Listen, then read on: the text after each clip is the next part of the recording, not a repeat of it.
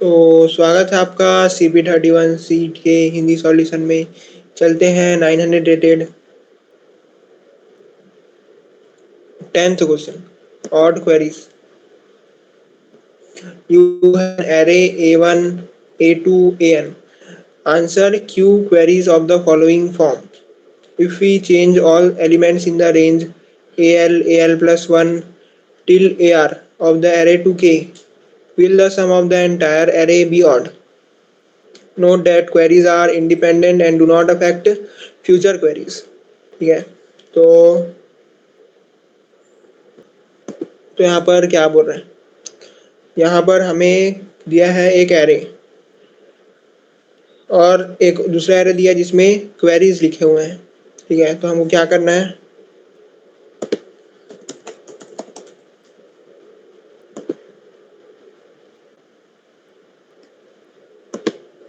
ठीक है, तो क्या है, हमें एक एरे दिया हुआ है। ठीक है, मान लेते हैं वो एरे है 22132 और हमें एक क्वेरी दिया हुआ है।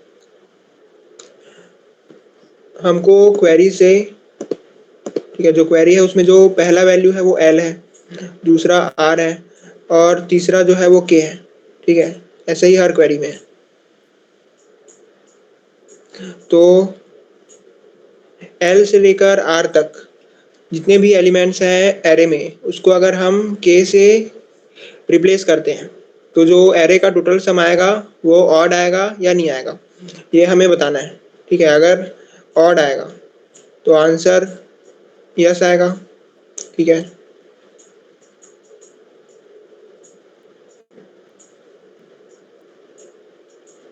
ठीक है, अदरवाइज आंसर नो आएगा।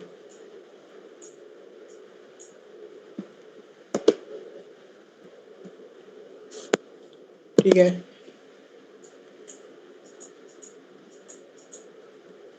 ठीक है, रिप्लेस करने के बाद अगर जो एरे का टोटल सम है वो अगर ऑड आता है तो आंसर यस आएगा, नहीं तो नो आएगा। जैसे इस क्वेरी को देखते हैं, इसमें जो एल का वैल्यू है वो 2 है और आर का वैल्यू 3 है, यानी हमको इंडेक्स 2 से लेकर 3 तक जो एलिमेंट है उसको 3 से रिप्लेस करना है। ठीक है, तो ये हो जाएगा 2 3 3 3 2। ठीक है, तो अब इसका सम देखते हैं। तो इसका सम क्या आएगा, 3 3 6 तो 8, 3 11 2 13। तो इसका जो सम है वो ऑड आ रहा है, यानी इस क्वेरी का आंसर यस आएगा। ठीक है, ठीक है, अब इस क्वेरी को देखते हैं। ये जो क्वेरी है इसमें 2 से लेकर 4 तक जो नंबर्स है उनको 3 से रिप्लेस करना है। ठीक है, तो 2 सेकेंड इंडेक्स से 4th इंडेक्स तक जो नंबर है उसको 3 से रिप्लेस करना है। ठीक है, तो क्या हो जाएगा, ये हो जाएगा 2 3 3 3 2। ठीक है, अब इसका सम देखते हैं। इसका सम आ रहा है 9 2 11 और 2 13। ठीक है, तो इसका भी सम ऑड आ रहा है, यानी इस क्वेरी का भी आंसर यस आएगा। ठीक है, तो यानी जितने क्वेरीज होंगे उसके हिसाब से हमें बताना है कि आंसर यस आएगा या नो आएगा। ठीक है, तो ये हो गया क्वेश्चन। चलते हैं इसके एक्सपेक्टेड टाइम कॉम्प्लेक्सिटी में। तो यहाँ पर जो टाइम लिमिट पर टेस्ट दिया है वो है 2 सेकेंड। ठीक है, यानी एक टेस्ट के लिए हमें 2 सेकेंड का टाइम दिया है। ठीक है, और 2 सेकेंड में total 2 into 10 power 8 operations perform होते हैं। ठीक है, और हमें दिया है कि it is guaranteed that the sum of N over all test cases does not exceed 2 into 10 power 5 and the sum of Q does not exceed 2 into 10 power 5, यानी ना ही एन का सम 2 इंटू 10 पावर 5 को एक्सीड करेगा, ना ही Q का सम। तो हम यहाँ पर एन को डायरेक्ट कंपेयर कर सकते हैं टाइम लिमिट पर टेस्ट से, यानी इसको हम डायरेक्ट 2 इंटू 10 पावर 8 ऑपरेशन से कंपेयर कर सकते हैं। तो यहाँ पर ओ एन का सॉल्यूशन चलेगा। ठीक है, या फिर ओ क्यू का सॉल्यूशन चलेगा। इसके अलावा ओ क्यू लॉग क्यू,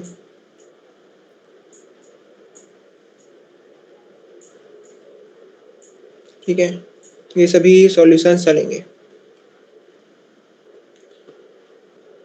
और जो O N square, O Q square, ये सभी सॉल्यूशंस जो है वो 2 इंटू 10⁸ ऑपरेशन के मैक्सिमम लिमिट को एक्सीड कर देंगे, तो ये सभी सॉल्यूशंस नहीं चलेंगे।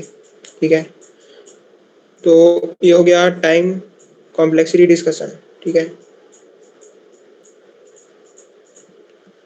अब चलते हैं इसके सॉल्यूशन में। ठीक है,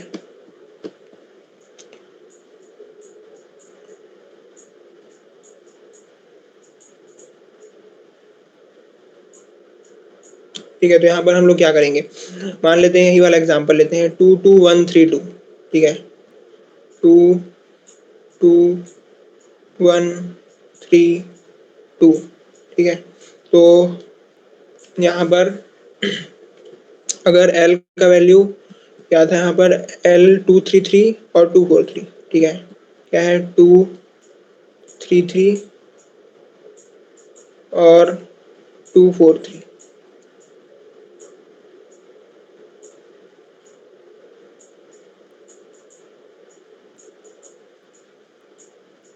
ठीक है, 233 को अगर हम लें तो क्या करना है, यहाँ पर इंडेक्स 2 से लेकर इंडेक्स 3 तक जो एलिमेंट्स है उनको 3 से रिप्लेस कर देना है।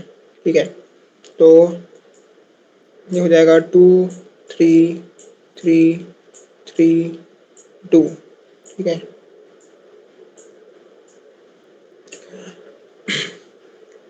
और फिर हमें इस एरे का सम कैलकुलेट करना है। तो इस एरे का सम कैलकुलेट करने के लिए हम यहाँ पर एक मैथ्स का यूज़ कर सकते हैं। मैथ्स का यूज़ कैसे करेंगे, हम स्टार्टिंग में जो एरे है उसका सम कैलकुलेट कर लेंगे।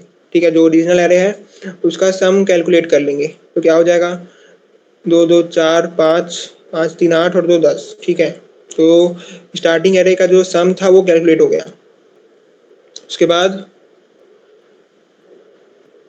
बाद जो एलिमेंट्स हैं, ठीक है, यानी 2 से 3 तक जो एलिमेंट्स हैं उनको हटाना है और उनके जगह जो k का वैल्यू है, ठीक है, जैसे यहाँ पर 3 है तो उसको लाना है। तो इन दोनों वैल्यूज़ को हटाने के लिए क्या करना पड़ेगा, इस जो सम है इसमें से इन दोनों के सम को माइनस करना पड़ेगा। ठीक है, यानी 2 + 1। ठीक है, क्योंकि जो 10 है इसमें इन सभी एलिमेंट्स का सम था। अब इसमें से अगर हम इन दोनों एलिमेंट्स को माइनस कर देते हैं तो ये दोनों समझो कि 0 0 हो गए। ठीक है, ठीक है, अब हमें चाहिए कि यहाँ पर 3 3 आ जाए, तो यानी इन दोनों को हमें प्लस करना पड़ेगा। ठीक है, 3 और 3 को जब हम 10 में से जो इसका सम था उसमें से जब 2 + 1 को माइनस किए तो हम इस स्टेट में पहुंच गए। अब हमें इस स्टेट में पहुंचना है, तो इसमें इन दोनों को हमें प्लस करना पड़ेगा। तो क्या होगा 3 + 3।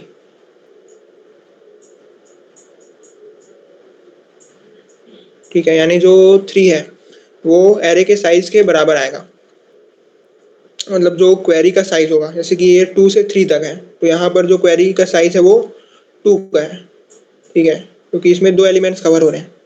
जैसे इसमें देखेंगे 2 से 4 तक का, तो 2 3 4 इसमें 3 एलिमेंट्स कवर हो रहे हैं, इसलिए यहाँ पर इस क्वेरी का जो साइज है वो 3 का है। ठीक है, तो अगर क्वेरी का साइज निकालना है, ठीक है, मतलब कि जो क्वेरी है उसमें कितने एलिमेंट्स को कवर किया गया, तो ये हम निकाल सकते हैं r - l + 1 से। ठीक है,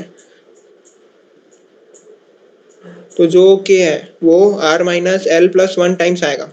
जैसे यहाँ पर जो क्वेरी का साइज 2 था इसलिए 3 2 टाइम्स आया। ठीक है, तो जो 3 है वो क्वेरी के साइज के बराबर आएगा, जो कि r - l + 1 है।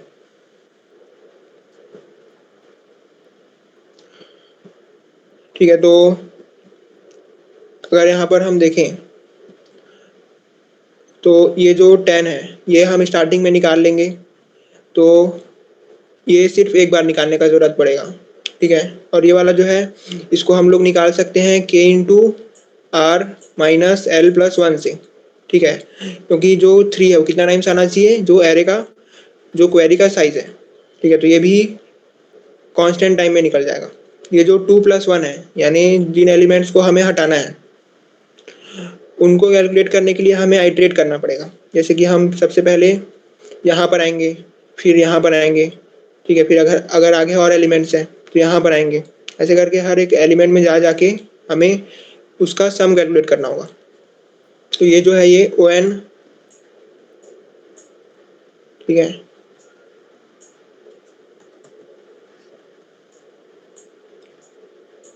ये जो है वो ओ एन टाइम्स में चलेगा। ठीक है, यानी हर एक क्वेरी के लिए हमें ओ एन टाइम्स चलाना पड़ेगा। ठीक है, मतलब ये पहला क्वेरी के लिए ओ एन टाइम्स चलेगा, फिर दूसरे क्वेरी के लिए ओ एन टाइम्स चलेगा। वैसे करके जितने क्वेरी होंगे, ठीक है, अगर क्यू क्वेरीज है, ठीक है, इस एरे के अंदर अगर क्यू क्वेरीज है तो ये हर क्वेरी के लिए एन टाइम्स चलेगा। तो ओ क्यू इंटू एन हो जाएगा। ठीक है, और ओ क्यू इंटू एन है वो टाइम लिमिट एक्सीडेट कर देगा। ठीक है, क्योंकि ओ क्यू इंटू एन ये भी टाइम लिमिट एक्सीड करेगा। ठीक है, तो ये वाला सॉल्यूशन नहीं चलेगा।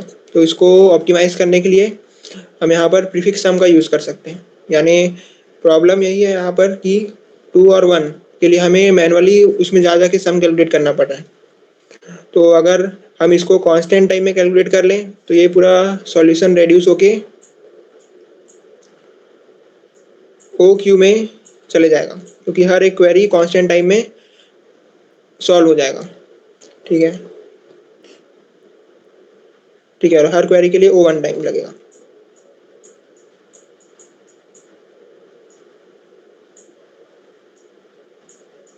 ठीक है, तो यहाँ पर ये जो एरे है इसका हम प्रीफिक्स सम कैलकुलेट करेंगे। ठीक है, तो इसका प्रीफिक्स सम क्या होगा, तो इसका हमें कैलकुलेट करना है प्रीफिक्स सम।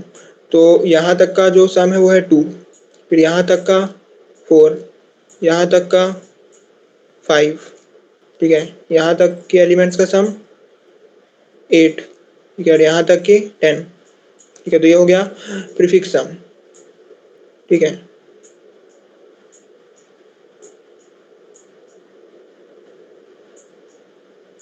ठीक है, ये हो गया प्रीफिक्स सम। अगर अब हमें कैलकुलेट करने के लिए बोलेगा, ठीक है, मान लो ऐसा है, ठीक है, यानी यहाँ से 2 से लेकर 4 तक ये वाला क्वेरी रन कर रहे हैं। ठीक है, तो क्या होगा, सम हम पहले कैलकुलेट कर चुके थे वो था 10। ठीक है, इसके अलावा हमें चाहिए था जो एल से लेकर आर तक जो एलिमेंट्स उनका सम। ठीक है, उसके बाद हमें पता है फॉर्मूला कि वो है K into R minus L plus 1। ठीक है, यानी जो क्वेरी का साइज है, ठीक है, एक क्वेरी का जो साइज है। तो अब यहाँ पर हमें कैलकुलेट करने के लिए हमें हर एक एलिमेंट में जाके आइटरेट नहीं करना पड़ेगा। हमें एल और आर का वैल्यू पता है। ठीक है, वैल्यू हमें पता है, क्वेरी में लिखा हुआ है। तो हम, ठीक है, तो यहाँ पर अगर कैलकुलेट करना है तो हम लोग क्या कर सकते हैं, हम अगर यहाँ तक का सम कैलकुलेट कर ले, यानी 3 तक का, ठीक है, और इसमें से,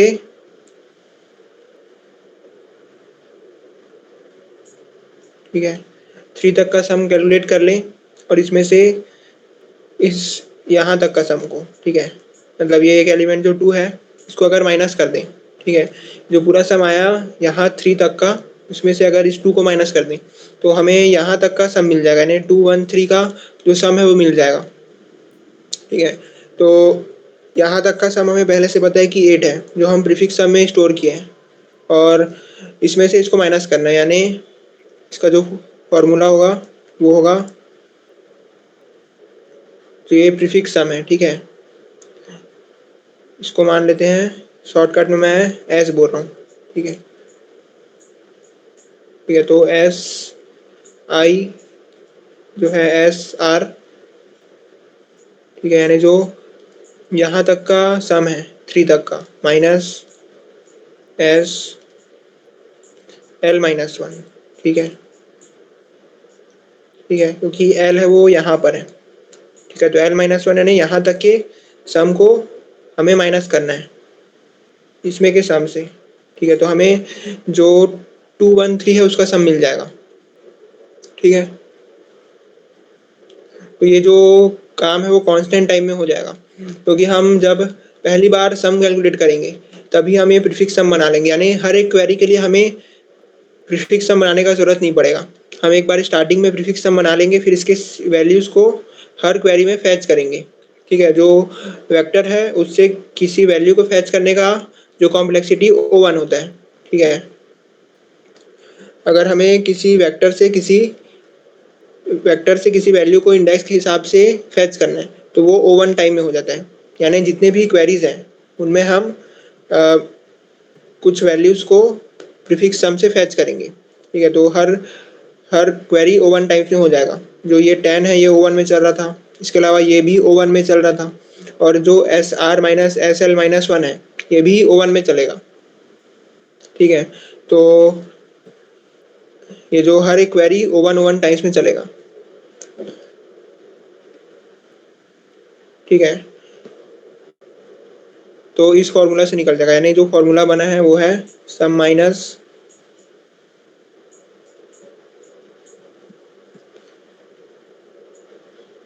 SR माइनस SL माइनस 1, ठीक है,